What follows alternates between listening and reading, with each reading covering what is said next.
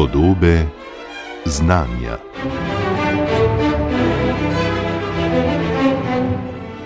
Spoštovane poslušalke in poslušalci, arheologija je seveda zelo zanimiva znanstvena panoga, še posebej pa podvodna arheologija, ki je tudi pravzaprav težja, kajti pod vodo seveda je zaradi vidljivosti, zaradi tokov in seveda zaradi tega, ker se pač človek mora potapljati, torej ali na dah ali z jeklenkami, je to še vse skupaj težje.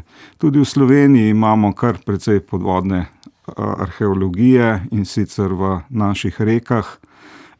Recimo Ekurna, ta Ljubljanica, je znana po različnih najdbah, še iz bronaste dobe, pa potem se tja do rimske dobe. Pomembno pa je seveda tudi naše morje oziroma obale našega morja. Ob obalah na morskem dnu se lahko najde marsikaj. V studiu pozdravljam doktorja Andreja Gasparija z oddelka za arheologijo Filozofske fakultete Univerze v Ljubljani. Doktor Gaspari, pravzaprav začeli ste s podvodno, lahko bi rekli, arheologijo naših rek, zdaj pa veliko raziskujete tudi seveda našo obalo oziroma te predele ob obali morja. Dober dan poslušalcem. Ja, res je. Sam se pravzaprav že celo profesionalno življenje ukvarjam z podvodno arheologijo, sicer ne samo z njo v zadnjem času, ampak najrajši jo imam. No, preprosto zato, tudi kar ste v uvodu omenil, malo zahtevno okolje, malo drugačni tipi, kot rečemo, arheoloških kontekstov, veliko tehnologije, tako tiste, bi rekel, historične oziroma arheološko, tiste, ki jo arheologijo opazujemo, kot tehnologije potrebne za podvodno raziskovanje. In glede na to, da je Slovenija izjemno vodnata dežela, imamo seveda veliko in leži na takem prostoru, kjer se razni vplivi ali pa tudi, bi rekel, geografski, geomorfološki in drugi procesi odvijajo, je seveda teh kontekstov arheoloških pa različnih tipov najdišč izjemno veliko, od rek Ljubljanica, Sava, tudi Drava, Mura, nazadnje, potem naša jezera Blejsko in Bohinjsko, s temi prazgodovinskimi srednjeveškimi deblaki in čolni, potem kultna mesta, Ljubljanica, bi rekel, stvari, ki so na Ljubljanskem barju se odlagale še predno se je Ljubljanica vzpostavila današnji strugi, in pa potem seveda, kot rečeno, morje, morska, ne samo obala, ampak tudi, bi rekel, ta morsko dno stran od obale, se pravi, imamo Mislim, da čez 49 lokacij evidentiranih, od tega 36 prav v morju stran od obale, tako da ta mehko sedimentno dno, kot mu rečemo, pa ti otočki trdega dna blizu obale so seveda za nas izjemno zanimivi. Poleg seveda rimskih infrastruktur na obali, kot so pristaniške infrastrukture, potem ribogojnice, Jadran, severni Jadran je bil zelo znan po ribogojstvu v antiki in po predelavi rib, pa seveda potem do brodolomov, do teh nesreč, havarij na morju od, bom rekel, pri nas morda od rimskega obdobja naprej že nekako dokumentiramo, potem pa zlasti novi vek, tudi nenazadnje prva in druga svetovna vojna z vsem, kar so zapustile v tem vodnem okolju, tako da v resnici dela nam ne zmanjka. Torej, zanimivo je pravzaprav, da je, lahko rečemo, v narekovajih naše morje pravzaprav zelo mlado. Nastalo je po holocenu, seveda so bile različna geološka obdobja, ampak omenimo samo to, ko so pač že prišli ljudje prvi na naše obale. V ledeni dobi v Tržaškem zalivu, pa ne samo v Tržaškem zalivu, ta globoko skoraj do polovice Istre, načrta tudi do Italije, je bila zemlja, je bilo kopno. Šele potem je prišla voda. Torej, verjetno so tam tudi ostanki teh prazgodovinskih živali, recimo pa tudi morda osti teh prvih lovcev, nomadskih, torej praljudi, lahko tako rečemo, oziroma ljudi iz kamene dobe. Morda za začetek prav to najstarejše obdobje, prav zdaj raziskujete določene stvari v našem morju, ki je konec koncev tudi precej plitvo, Dejansko, kar se tiče globoke prazgodovine, pa raziskovanja, imamo zaenkrat samo nekaj indicov. Se pravi, zdaj, kot ste rekel, po ledeni dobi morje doseže, po zadnji ledeni dobi morje doseže ta zgornji del Tržaškega zaliva. Tako da zaenkrat indici, ki jih imamo pri temu, ko se odločamo, kje in kako bi iskali, so te otočki trdega dna in pa te, bi rekel, fosilne paleostruge, ki se vidijo na teh batigrafskih posnetkih visoke ločljivosti, ker so to, bi rekel, tista okolja, ki so jih tudi, bi rekel, prazgodovinski ljudje jim zasledovali, za nas so pa najbolj prepoznavna potem, da rekel, so to edini deli sedimentnega dna, kamor sploh lahko nekako začetno preiskovanje usmerimo. Tako da v resnici najbolj je okolica Izole, kar se tega tiče, zanimiva v smislu tega neogenskega apnenca, ki to je edini, bi rekel, slovenski del obale, kjer ni flišan, ampak ima neogenski apnenci, imamo veliko sladkovodnih izvirov, verjetno so bila tam tudi kakšna močvirja v tistih kritičnih obdobjih, če ravno lahko tukaj govorimo verjetno šele o kakšnem neolitiku ali pa eneolitiku, da bi, če govorimo o morju, pa o tem brakičnem, morda kakšnem močvirju. Te izviri pa nasplošno jame, pa Izoli so zelo zanimivi, tam so tudi vesti, mislim, da iz 18. stoletja me je pokojni kolega Zupančič opozoril na najdbo skeleta morskega tjuljna v eni od jam pri Izoli. To so take dobra izhodišča za naša iskanja.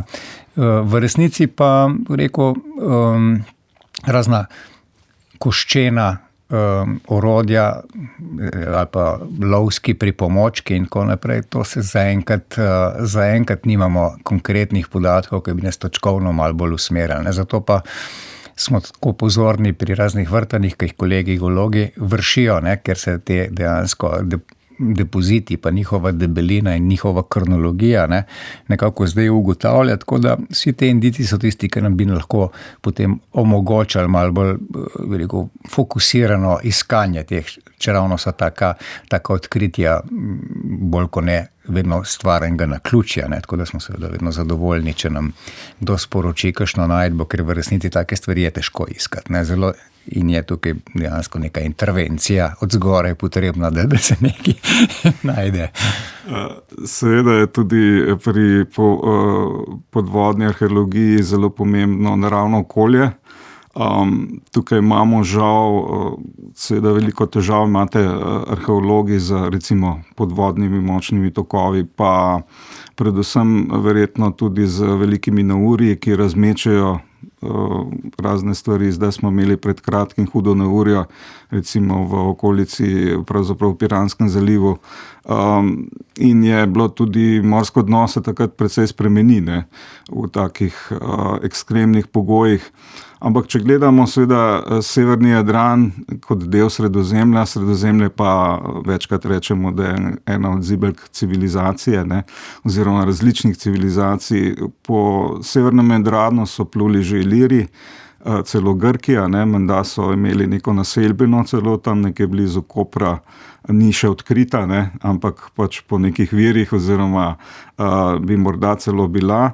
Potem je pa seveda najpomembnejša ta rimska doba. Rimljani pridejo tam pred približno 2100-2200 leti, in je potem, ste rekli, veliko ostankov pravzaprav z te rimske dobe.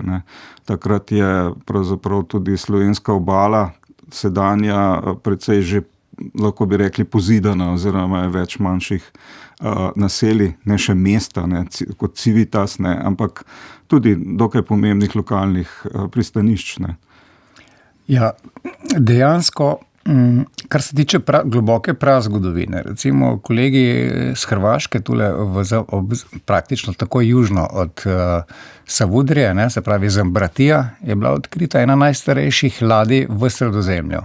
Se pravi, tam mislim, da je zdaj ta zadnja datacija kažejo na iztek 2. tisočletja pred našim štetjem, narejena je bila za tehniko šivanja, z njo sem se kar poglobljeno ukvarjal in to je resnici ena tehnologija, ki potem po arhajskem ali pa bi rekel po klasičnem obdobju v večini Sredozemlja izgine, obdrži se pravno na Jadranu in kaže na eno močno pomorsko tradicijo tega prostora. Potem se ta tehnologija celo na ladje za plovbo po celinskih vodah prenese, ne, in ostane tukaj kar precej dolgo časa v uporabi, ne. Zdaj, vsa ta naša gradišča na obali, ne, Sermin ste imeli verjetno prej v mislih, to je ena najstarejših sploh obalnih naselbin na tem delu Jadrana, ne, se pravi, tam segajo najmanj v srednji neolitik, torej v srednjo kameno dobo, sami ostanki, ne, tako da tam je tudi očitno in morda že grški empori, ne, potem pa tudi vsa, seveda ta ostala naša klasična obalna mesta, Pirano, ne, celo obstajajo domneve, no, oziroma se domneva, da imajo lahko celo grške korene, nekatere od teh nazivov, zlasti pa Iros, potem. ne, kot ogenj. Ne, tako, ne, in si taki promontoriji, ne, to so seveda vedno, treba pa seveda malo gledati celostno, ne, se pravi samo morfologijo slovenske obale in pa seveda omejitve, ki izhajajo iz tega, da imamo vendarle fliš, ne, in tudi erozija, ne, včasih celo od antike, lahko tudi recimo debelega rtiča nam manjka 200 metrov, ne, zaradi tovrstnih procesov, ne. Drugače pa morje je pa pri nas malo za arheologijo seveda hvaležno, zato ker imamo ravno tule severno od Savudrije te obrate, ki jih seveda ribiči pa ostali moreplovci dobro poznajo v Škontradura, ne, se pravi iz juga obrat v severovzhodnik, ne, in tam je prihajalo do havarij, tako da, kot rečeno, kar nekaj brodolomov tudi na morskem dnu. Rimljani pa seveda, ne, potem po vključitvi, ne, tam od 2. stoletja pred našim štetjem naprej, ko je Kvileja ustanovljena kot latinska kolonija, tole v neposredni bližini Oglej, seveda, ne. Ja. Potem nastanejo tam v cezarijanski dobi, morda oktavijanski, se pravi zadnja desetletja pred našim štetjem, nastanejo tu kar močne naselbine.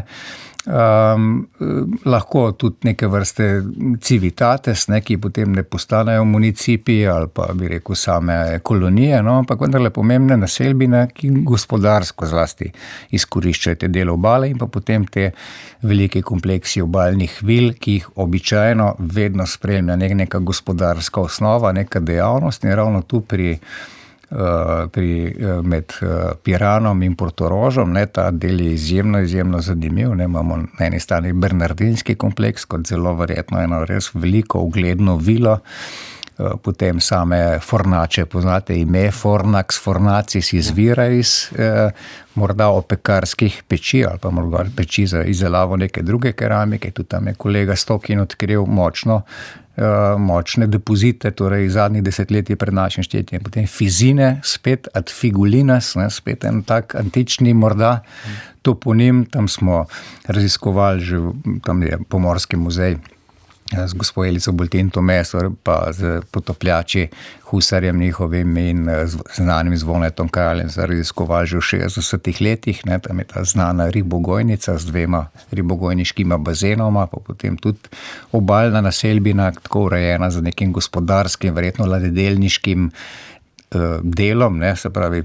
veliko sledov za, bi rekel, ladjedelniškega pribora, orodja, posebni žeblji za pribijanje, bi rekel, zaščitne oplate, značilni bronasti žeblji, ne, ki se pač uporabljajo v antičnem ladjedelstvu, potem pa ogromne količine amfor, ki tam segajo vse nekako od zadnjih desetletij pred našim štetjem, celo do verjetno 5., morda celo 6. stoletja, ne, ko pač pade to območje tudi pod Bizanci in tako naprej, no, ampak tam se potem začnejo te obalni kompleksi propadati, ampak se druga jedra začejo ustvarjati, ne, in te komplekse običajno v tem spremljajo te zgodne krščanske cerkve, ne, in marsikatere od njih, morda tudi San Simon, ne, ki je bolj znan, ali pa Svetem Reneru, to so vse indici, kamor lahko potem usmerjamo naša iskanja, ne.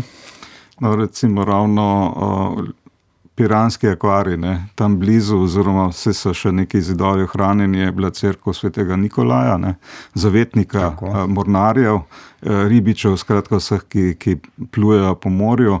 Torej je bilo že takrat, oziroma že po rimski dobi v času Bizanca najprej, pa potem seveda morda nekih obdobij, ko so bila ta mesta neodvisna, pa seveda potem dolge bizantinske oziroma beneške nadoblastija, ne, je bilo seveda to zelo živahno, kot ste rekli, trgovsko središče, pa seveda tudi ribištvo. Zanimivo, rekli ste, da je zelo veliko amfor na morskem dnu. oziroma ste jih seveda že veliko tudi spravili iz morja. Zakaj pravzaprav je to šlo za brodolome, ali je morda tam so odlagali oziroma metali stran, mogoče kakšne pokvarjene zadeve, predvsem keramiko seveda? To, kar smo pri nas raziskovali, torej nimamo nobene ladijske razbitine z, bi rekel, in situ hranjenim tovorom, amfor, ampak to je samo stvar časa, da se taka stvar odkrije, no, ampak večinoma gre za depozite, torej priobalne depozite, ki kažejo na sidrišča, ali pa sama pristanišča, zapravi in pri pretovarjanju ali pa tudi nasplošno pri nekatere vrste odrabljenih amfor preprosto niso bile interesantne za ponovno uporabo in so jih razbili, tako da je tudi uporabili za razne drenaže na kopnem ali pa neka nasutja, drugače pa na privezih, kot tu, ko je ekipa Zavoda za podvodno arheologijo raziskovala, zdaj že kar mislim, da 4. sezono, no, tam so pa količine amfor seveda izjemne, in kažejo na nek razpon delovanja tega konkretnega dela privezov, se pravi tule na območju, ni prav nič čudnega na območju tudi nekdanjega letališča Sise tule iz 30 let, se pravi najbolj miren zaliv, oziroma verjetno celo na severnem Jadranu, se pravi Portoroški zaliv, kjer je morda samo malce ostro izpostavljen, vsi ostali vetrovi pa dajo tam mir, seveda bi tudi pol primerno mesto za izbiro letališča za vodna letala, tako da tukaj, ravno tu v bližini teh hangarjev, pa v bližini naše pomorske fakultete in njenega pomola, tukaj je bilo tudi seveda tudi pozno antično oziroma pozno rimsko sidrišče, ker so kolegi odkrili res izvrstne najdbe, o katerih smo tudi že poročali na mednarodnih konferencah, ne samo amfore, pa bi rekel keramiko namizno, ki je seveda za nas izjemno koristno, ne samo zato, da se trgovski tokovi in povezave v Sredozemlju bi rekel proučujejo, ampak tudi ogromno lesenih delov ladijske snasti. Zato je pa vedno velika pozornost vlade na teh konferencah, tako da 2 dela jamborjev, potem bureli, rogovi za privezovanje različnih vrnih elementov snasti, tako da izjemne najdbe, tako da tudi s kolegi z biotehniške fakultete, z oddelka za lesarstvo, pa seveda z našimi geologi intenzivno sodelujemo tudi pri teh preiskavah, ampak kot rečeno, leseni ostanki takih, ki se običajno težje ohranijo, to je vedno velika pozornost. Če smo že pri lesu, seveda naše morje je toplo, Les se ohranja v mrzlih morjih, vemo recimo za najdbe teh brodolomov, ladja, praktično skoraj celoti ohranjeni iz severnih morij, ampak žal tukaj pač potekajo različni seveda biološki procesi, ki ta les hitro razgradijo. Zanimivo, omenili ste te ribogojnice, v rimskem obdobju. To je bila dejavnost, ki ni bila samo namenjena lokalnemu trgu, ampak je bila bistveno večja.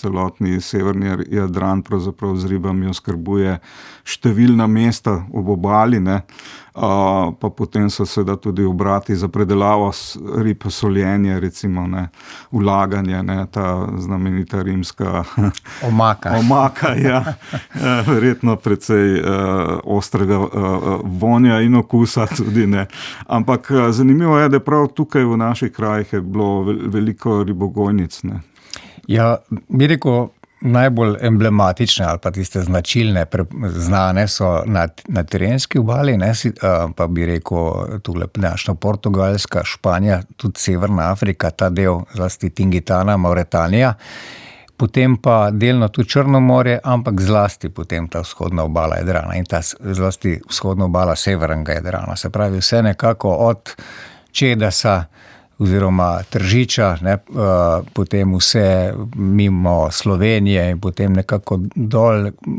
Istra, cela Istra, nekaj manjka tudi v Kvarnerju, ampak pretežno istrska obala je tista, ki je pravzaprav pritegnila pozornost, ne samo zaradi teh različnih ali pa posebnih oblik, niso tako razkošne te ribogojnice in ki tudi ne služijo kot neke vrste okras teh obalnih kompleksov, čemur bi rekel, s čemur se nagibajo pri interpretacijah teh terenskih, ki so resnično tako arhitekturno dodelane, ne, in neke vrste celo okrasa, amojenita s tem lokalnim kompleksom, ampak tukaj gre pa res za funkcionalne zadeve, vezane na, bi rekel, te zlaganje teh flišnih blokov, ne, zato da voda lepo prehaja notrni bazeni, ne, zdaj vedno mora biti izvir sladke vode, ne, da je pač primerno oksigenirana, to seveda nakazuje potem določene vrste ciple in tiste, ki imajo radi malo brakično vodo, torej tiste ribje vrste.